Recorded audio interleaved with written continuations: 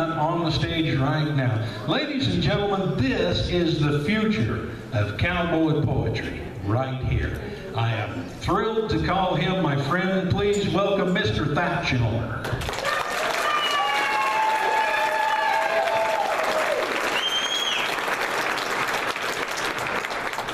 Thank you, everybody. It's an honor to be here with you fine folks tonight. And, well, I just say that Andy is a great person, and I'm lucky to call him my friend also.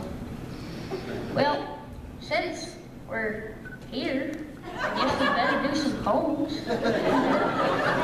Well, the first one I'll do is a poem written by a classic cowboy poet, Elmer Barker. And it's about a kid, and he goes to college. But let me just tell you, it does not work out so good. This poem's called Crazy Wolf College, and it goes like this. I went up to this college and they asked me what I knowed to justify embarking on the education road. I told them that my mom and pa had figured I was smart, for I could always partner tell a horse and cow apart. The cow's the one that wears the horns and the horse the one you ride, and most of them most always wears the hairy part outside. They asked me what I knowed about the history of the earth. I told them that I understood it started in Fort Worth. For out of my first Texan found a market for steers and started raising buckaroos with red and hairy ears. They asked about my algebra. I told them it was tough. The way most any cowboys gets, who's riding long enough? They asked me what philosophy of life I favored most, and that one sure did snub me right at the snub post. I pondered some and told them that I always do my best to aim my spitting eastwards when the wind's in the west. They asked about my grandma. I told them she's dead. They didn't mention Grandpa, but I told them what he'd said. That any man was foolish and was surely bound to fail, who'd kick a hog barefooted or twist a panther's tail. I went up to this college, but I didn't stay there long, for they asked a heap of questions, and my answers was all wrong. At least that's what they figured, like them college fellers do, but I brought back a professor just to spend a week or two.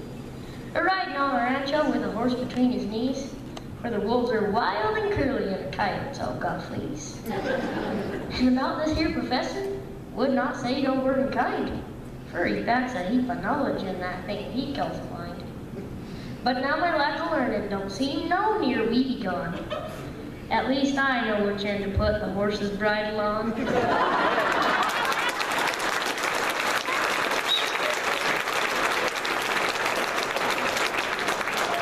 Thanks, folks, and the next one I'll do is a poem about a two-headed calf. Do we have any ranchers' wives or ex-ranchers' wives or ranchers? Okay. Well, for you ranchers' wives, your husbands may have came in and said, honey, I just pulled a two-headed calf. And for you ranchers, you might have just went in and said, I just pulled a two-headed calf. This poem was about a two-headed calf, and it goes like this. I was visiting the other day with this rancher friend of mine, and the story that he told me, well, it didn't near blew my mind. He told me he's checking cows down at his cabin sheds, and he was shocked to find just laying there a calf that had two heads. He had to take a double look to verify the sight, and thinking to himself, he said, "Nuh-uh, now that just can't be right." But sure enough, the calf turned around, 4 ears, 4 eyes, and 2 nose. And with a shaky, wobbly motion, on 4 legs this calf arose. His body was quite normal, 4 legs, 1 butt, and 1 tail. I looked at him and asked him, this critter was for sale. Old Randy looked at me and said, this critter I cannot part. The poor confused old brand inspector would not know where to start. Ear tags are a common way to identify your steer, but do you tag each head or both? Not to mention, heck, which ear? And when it comes to branding, do I burn just one side, or should I heat it up once more and burn the opposite hide? Now these dilemmas got to me in a decision I must make. Do I choose the novelty of two heads, or a big old juicy steak?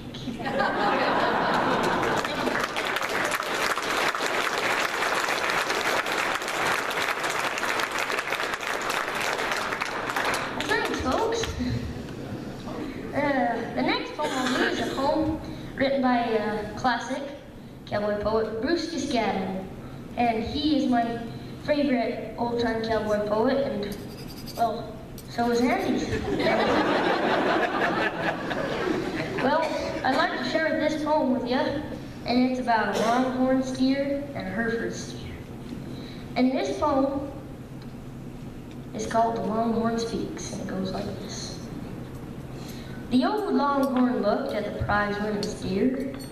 He grumbled, "What sort of thing is this here? He ain't got no legs and his body is big. I sort of suspicion he's crossed a pig. Now me, I can run, I can gore, I can kick, but that fat feller's too clumsy to do all them tricks. You see, they're breeding such critters and calling them steers, for the horns he's got ain't as long as these ears. I can't figure out what he'd done in my day. They wouldn't have stuffed me with grains of hay, nor have polished my horns and fixed up my hooves, and slept me on bedding and under these roofs. Who have curried his hide, fuzzed up his tail, not none of the riders who drove the long trail. They have found mighty quick just how far her could jump, when they jerked a few doubles of rope off her rump. And to me it occurs he did not look so slick, with his tail full of burrs and his hide full of ticks. And I do just wonder just what that fat feller would think if he lived on short grass and went miles for a drink. And wintered outdoors in the sleet and snow, he wouldn't look much like he does in the show. I would not be like him, no, not if I could. I can't figure out why they think he's so good. His short legs and his white baby face, I could finish him off in a final race. Leave his whole family history, and right man still, he ain't fit for nothing except to kill. And all of them judges that think they're so wise, why they look at that critter and give him first prize.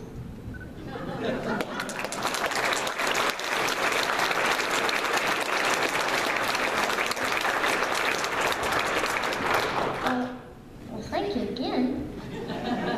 The next one I'll do is a poem I wrote, and it's about me and my sister taking a ride.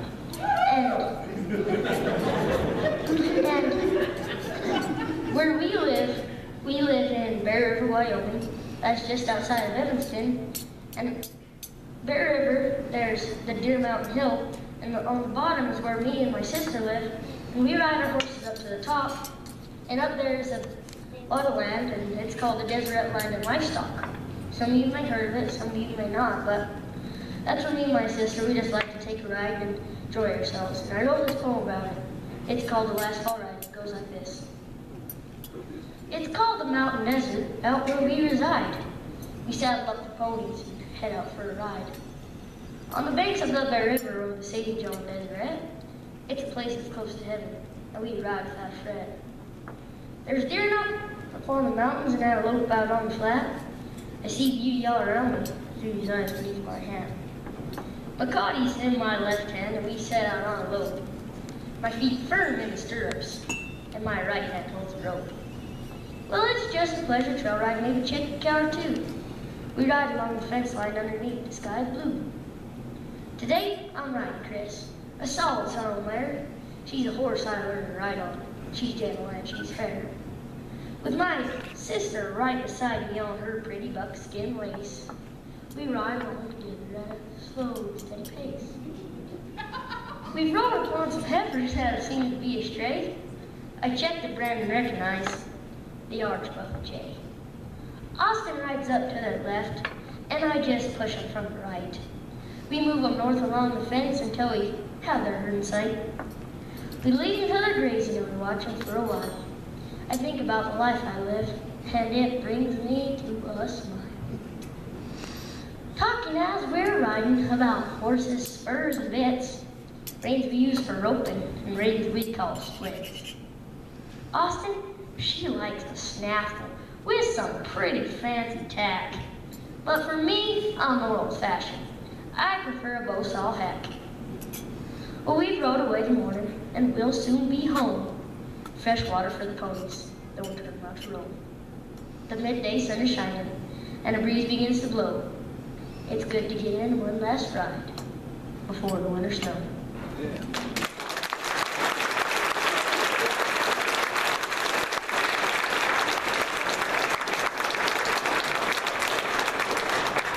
Well, thank you.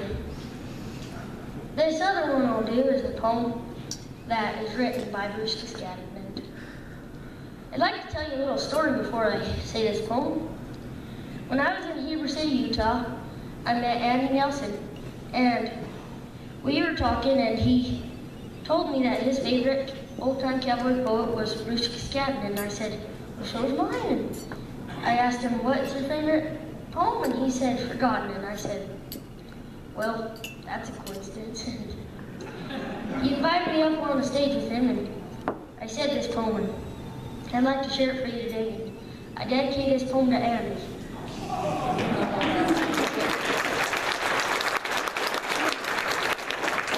This poem's called Forgotten, and it goes like this. Yes, he used to be a cow horse that was young and strong and fleet. Now he stands alone, forgotten in the winter snow and sleet. For his eyes are dim and hollow, and his head is turned gray. He has got too old to follow, just a horse that's had his day. They have forgotten how once he packed him at an easy swing and lope, how he braced his sturdy shoulders when he sat back on the rope. Didn't bear no weight nor distance, answered every moving word, though his sides were white with leather, while he held the milling herd. But now he's stiff and old and stumbles, and he's lost his strength and speed that once took him through the darkness around the point of stampede. And his legs are scarred and battered, both the muscle and the bone. He is just a worn-out cow horse, so they've turned him out alone. They have turned him out to win the best he can amongst the snow. There without a friend and lonesome, do you think he doesn't know? Through the hours of the swarming darkness, he had time to think a lot. That horse may have been forgotten, but you bet he ain't forgotten. He stands still. He ain't none worried, for he knows he's played the game. He's got nothing to back up from. He's been squared. He ain't ashamed. For no matter where they put him, he's game to do a share. Well, I think more of the pony than the folks that put him there. That's right.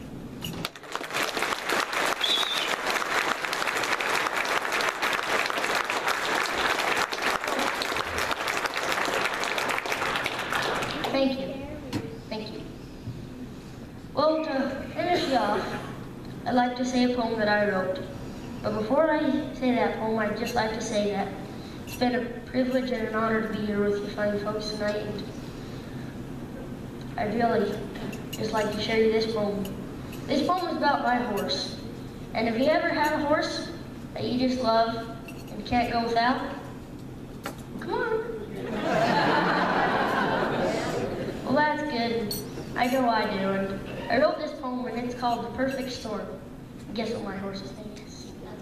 Storm. This poem is called The Perfect Storm, and it goes like this. There's a little sorrel pony that I like to keep close by. He's small and he's learning, but this boy, he's full try. He's punchy when the ranching, when cows are running steers. He's gentle when we ride a fence and calm when mares are near. If the branded pen catch and drag and move towards the fire, burn, hide, and vaccinate, of this I never tire. Beneath me snowing is sleek and smooth, and he seems to read my mind. He works the cows and sorts them too, never falling far behind. He's saw red in color with a blade straight down his nose. 3 legs are white with stockings, and I don't mean pantyhose. He's calm and patient in the roping box while waiting for the score. At the knot he tracks her calf as I roll my rope once more. Around his neck I rope the calf and Stormy hits the brakes. I jerk my slack and step up quick, and when he run I hope to make I flank a man high tide, and Storm holds him nice and tight. 2 wraps a half a Dewey, earn the money here tonight. He is the perfect ranch horse, and we make the perfect pair. But no matter where we are headed, my Storm will get me there. Thanks, folks.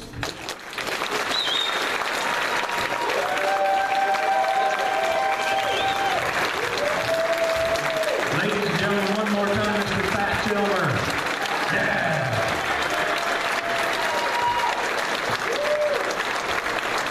Not only is he a heck of a cowboy poet, he writes mini bull. Yeah, he looks a lot brighter than he really is. I'm just kidding you, Thatch. You know that, right, buddy? Yeah, a heck of a cowboy, that is for sure and for certain. You know, as a matter of fact, I ran into his dad, Brad, earlier in the day. I walked into the local Walgreens, and Brad was standing back there by the pharmacist. I go up and say, Brad, how's it going there, buddy? And all he can do is just moan and point at the pharmacist. Oh, I said, dude, what's wrong with you? He just groans and points at the pharmacist. So I go over to the pharmacist. I says, what's wrong with my buddy Brad over there? He says, oh, he come in here for a cough. I says, what'd you give him? He says, I give him a laxative. I says, you can't treat a cough with a laxative. He says, oh, the heck you can't. Look at him. He's afraid to cough.